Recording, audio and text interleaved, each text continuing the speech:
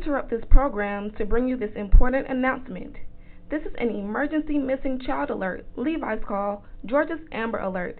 The Habersham County Sheriff's Office and the Georgia Bureau of Investigation are looking for a gold 2010 Honda Pilot with Georgia license tag PXL5654.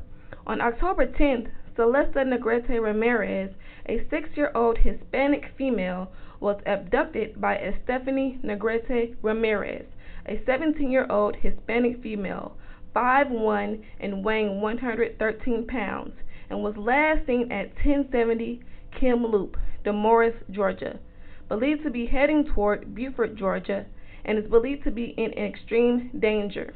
If you have any information on the whereabouts of Celeste Negrete Ramirez or the gold 2010 Honda Pilot with Georgia license tag PXL5654, please dial 911.